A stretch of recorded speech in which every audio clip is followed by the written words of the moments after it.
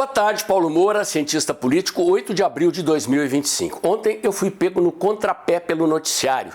Eu havia acabado de publicar aqui no canal o meu vídeo trazendo para vocês a informação de que amanhã, quarta-feira, dia 9, é a primeira sessão do julgamento do processo que Felipe Martins abriu contra o sistema de ingresso de pessoas nos Estados Unidos, em Orlando, na Flórida, onde foi falsificado o registro de ingresso dele, Felipe Martins, nos Estados Unidos, dando origem ao pedido de prisão de Alexandre de Moraes.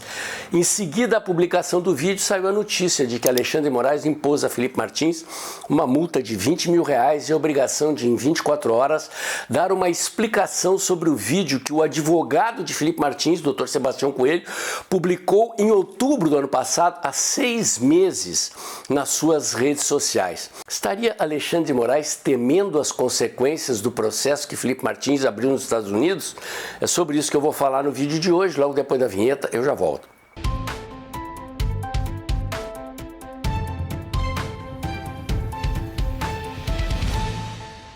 Meus amigos, agradeço a todos vocês que mensalmente contribuem financeiramente para manter o canal Dextra no ar. O mês de abril está avançando. Se você é contribuinte mensal aqui do canal, está na hora de pingar seu Pix, seu tornamento do canal. Sigo na batalha para custear a viagem que eu fiz a São Paulo no final de semana passada, entregando a vocês uma reportagem completa sobre a manifestação da Avenida Paulista. Sua contribuição financeira é fundamental para o canal Dextra seguir na luta pela liberdade, pela anistia em nosso país. Agradeço àqueles que nos primeiros dias de abril já fizeram as suas contribuições. Muito bem, meus amigos, vamos lá. Estranha coincidência essa, né? Vamos esclarecer os fatos. Em outubro do ano passado, fazem, portanto, 6 meses já, o Dr. Sebastião Coelho publicou nas redes sociais dele um vídeo no qual acompanhava Felipe Martins ao Fórum de Ponta Grossa. Felipe Martins, além de usar tornozeleira eletrônica, sofre uma série de restrições e medidas cautelares impostas por Alexandre de Moraes. Uma delas é a obrigação de comparecer regular e periodicamente ao fórum para comprovar que ele está cumprindo as cautelares. O vídeo foi postado nas redes sociais de Sebastião Coelho, não de Felipe Martins. Felipe Martins está proibido de usar redes sociais, de dar entrevistas para a imprensa. Censura. Felipe Martins aparece no vídeo calado, atrás do seu advogado, que fala para a Câmara. Passaram-se 6 meses. Nada foi feito por Alexandre de Moraes e, olha só que coincidência, justo na véspera da primeira sessão de julgamento do processo que Felipe Martins abriu nos Estados Unidos, pedindo que seja investigada a falsificação do seu registro de ingresso nos Estados Unidos, fato que deu origem ao pedido de prisão de Felipe por Alexandre de Moraes, e Alexandre de Moraes resolve punir Felipe Martins com a multa e com a obrigação de dar uma explicação em 24 horas. Caso contrário, Felipe Martins será preso novamente. Vejam só. Se Alexandre de Moraes imagina que a eventual nova prisão de Felipe Martins vai impedir a progressão do processo que ele abriu nos Estados Unidos, está enganado. Felipe Martins está sendo representado por seus advogados, não é obrigado a estar presente na sessão, ele iria acompanhar por videoconferência por opção, e o processo continuará com ou sem a presença de Felipe Martins nessa primeira sessão. Para que vocês tenham uma ideia da situação, eu vou colocar no final desse vídeo aqui um vídeo da advogada de Felipe Martins explicando tintim por tintim o que aconteceu e por que Felipe Martins abriu esse processo nos Estados Unidos. Se você ainda não sabe, saiba que, se for comprovado, como de fato aconteceu, que o registro de ingresso de Felipe Martins nos Estados Unidos foi falsificado através dos logs de acesso ao sistema de lançamento de dados, será possível identificar quem falsificou o registro de ingresso de Felipe Martins nos Estados Unidos e, puxando o fio da meada, quem aqui no Brasil demandou a falsificação do registro de ingresso de Felipe Martins nos Estados Unidos. É preciso deixar bem claro. Se Felipe Martins tivesse ido aos Estados Unidos naquele voo do presidente Bolsonaro dia 30 de dezembro, não estaria cometendo crime, não havia processo, não havia acusação, não havia nada contra ele. Mas Felipe Martins não embarcou para os Estados Unidos, foi para Ponta Grossa, no Paraná, onde foi preso, entregou provas, passagens aéreas, registros de compras no iFood, registros de uso de Uber. Nada disso foi suficiente para impedir a sua prisão por 6 meses. Felipe Martins ainda passou 10 dias na solitária. Segundo o presidente Bolsonaro, a intenção de Alexandre de Moraes da Polícia Federal é que Felipe Martins fizesse uma delação premiada. Os advogados de Felipe Martins dizem que Felipe não vai delatar porque não há nada a delatar. Ao contrário do tenente-coronel Cid, das Forças Especiais do Exército Brasileiro, Felipe Martins amargou 6 meses de prisão, 10 dias de solitária e nada entregou a Alexandre de Moraes. Ao que tudo indica, Alexandre de Moraes imagina que ameaçando Felipe de prisão novamente, ou eventualmente prendendo Felipe novamente, e ele não participando da sessão de julgamento do processo que ocorrerá amanhã, quarta-feira, dia 9, ele estaria prejudicando a tramitação do processo nos Estados Unidos. Ledo engano, Felipe Martins não precisa estar presente na sessão de julgamento para que o processo aconteça e tenha andamento.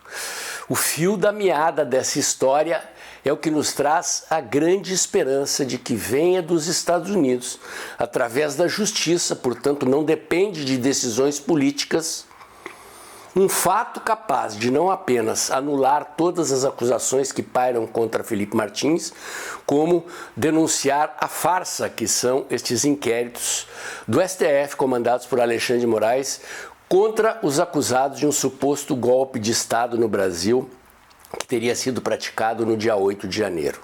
Meu comentário de hoje era esse, fique aí com o vídeo da advogada de Felipe Martins. Se você gostou, curte, comenta e compartilha, bota o dedãozinho lá, aperta o sininho para o YouTube avisar você quando tem vídeo novo no canal. Inscreva-se aqui no meu canal e nos canais alternativos do canal Dextra nas outras mídias sociais. E lembre-se, o mês de abril está avançando e se você puder, pink seu pix, torne-se membro do canal, ajude o canal Dextra a continuar na trincheira da luta pela anistia e por liberdade em nosso país. Agradeço também se você puder compartilhar esse vídeo, levando mais longe os conteúdos e informações que eu entrego aqui diariamente. Fique aí com o áudio da advogada do Felipe Martins. Amanhã eu volto. Meu nome é Ana Bárbara, sou advogada de imigração aqui nos Estados Unidos e represento o Felipe Martins no caso que envolve um registro falso de entrada no sistema migratório norte-americano. Nessa quarta-feira, vou participar de uma audiência convocada pelo juiz federal Gregory Presnell, ao lado do colega Raul Torrão, que também atua no caso junto comigo. A audiência tem como objetivo discutir os aspectos processuais e as implicações do caso, além de eventualmente avaliar uma proposta de conciliação por parte do Departamento de Segurança Interna dos Estados Unidos e do CBP, que é a agência responsável pelo controle de fronteiras nos Estados Unidos. O que está em jogo aqui vai muito além de uma simples correção documental. Essa correção já foi feita em julho do ano passado, após demonstrarmos as inconsistências dos dados e apresentarmos provas abundantes e contundentes de que a viagem do Felipe aos Estados Unidos jamais aconteceu. O que buscamos agora é a clareza sobre quando, como e por quem esse registro foi criado e inserido no sistema. É importante destacar que a Procuradoria norte-americana já tentou por 2 vezes encerrar esse processo, mas nós, da defesa do Felipe, não pretendemos recuar até que todas as perguntas sejam devidamente respondidas. Isso porque há muitos detalhes curiosos e estranhos nesse caso e todos eles precisam ser esclarecidos e explicados. Por exemplo, na primeira tentativa da Procuradoria de encerrar o caso, foi-nos apresentado o seguinte documento. Vejam, esse documento mostra que o registro foi preservado, mesmo após a correção. Então sabemos que ele existe e que nenhum log ou metadado foi apagado, mas alguns dados cruciais foram ocultados por tarjas, inclusive aqueles que mostram quem foi o agente responsável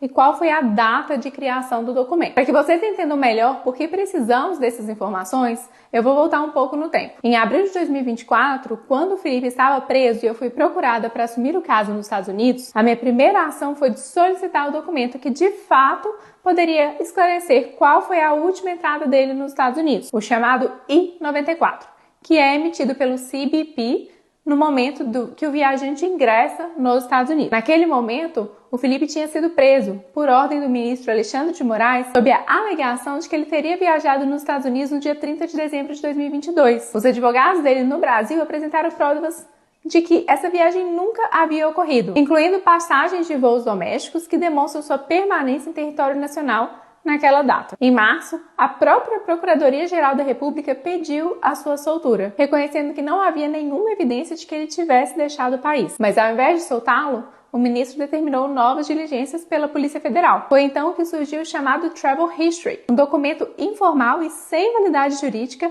que foi usado pela Polícia Federal para alegar que o Felipe teria entrado nos Estados Unidos. Mas o Travel History, repito, não tem valor legal para atestar a entrada de um estrangeiro no país. Seu uso para fins legais, inclusive, é proibido pelo próprio Departamento de Segurança Interna dos Estados Unidos. O documento válido para esse fim é o I-94. O I-94, como eu já expliquei, ele é emitido pelo CBP no momento de entrada do viajante para os Estados Unidos, registrando oficialmente a sua admissão no país. No caso, o CBP do porto de entrada, que seria Orlando, seria o responsável, então, pela emissão. Solicitei naquela data o I-94 ao CBP de Orlando, que seria o suposto local de entrada do Felipe. A resposta oficial que recebi por escrito no início de abril de 2024 foi clara. Não havia qualquer registro de entrada do Felipe em dezembro de 2022. A última entrada registrada era em setembro de 2022 por Nova York, compatível com a participação do Felipe na Assembleia Geral da ONU. Essa ausência de registro foi, inclusive, amplamente divulgada pela imprensa brasileira na época. No entanto, cerca de 15 dias depois, fomos em Nova York para solicitar o I-94 emitido por lá, para confirmar a entrada em setembro de 2022. E fomos surpreendidos com a informação de que então constava uma entrada por Orlando. Para explicar, o I-94, ele atesta a última entrada. O que poderia então ter mudado nesse curto intervalo de tempo? Retornamos então ao CBP de Orlando, foi quando tivemos acesso a um novo I-94, que não existia na nossa consulta anterior e que apresentava 3 erros graves. O primeiro deles, o nome do Felipe estava grafado incorretamente. Estava Felipe com E e não com I, como deveria ser. O segundo deles é que tinha uma classe de vistos diferente da utilizada por ele. Na época, o Felipe possuía apenas o visto G, mas o sistema apresentava um visto de classe A2, o que estava incorreto. E o mais grave, número 3. O número do passaporte no I-94 pertencia a um passaporte que havia sido perdido e cancelado quase 2 anos antes da suposta viagem. Fato que é comprovado, inclusive, por boletim de ocorrência. Após árduos processos de diligências internas junto ao Departamento de Segurança Interna, que é o responsável pelo CBP, conseguimos remover esse registro. Contudo, mesmo após conseguirmos a correção, as dúvidas permanecem. Quem criou esse registro de entrada? Quando exatamente ele foi inserido no sistema? E ainda, porque ele só apareceu dias após o CBP confirmar por 2 vezes que a última entrada do Felipe havia acontecido em setembro de 2022. Nós tentamos obter as respostas para essas perguntas pelas vias administrativas, por meio do FOIA, Freedom of Information Act, uma lei que permite o acesso às informações e dados do governo federal e que funciona similar à Lei de Acesso à Informação no Brasil, mas não obtivemos êxito. É por isso que agora estamos buscando respostas na via judicial. Esse caso não trata apenas de um documento, ele trata da integridade dos sistemas públicos, da confiança no sistema migratório americano, da responsabilidade das instituições e autoridades envolvidas. E para o Felipe, trata-se de lançar a luz sobre as reais circunstâncias da sua prisão. Uma prisão injusta que durou mais de 6 meses e que causou prejuízos pessoais, profissionais e familiares enormes para o meu cliente. Seguiremos firmes até que tudo isso seja esclarecido. Fico à disposição em caso de dúvida.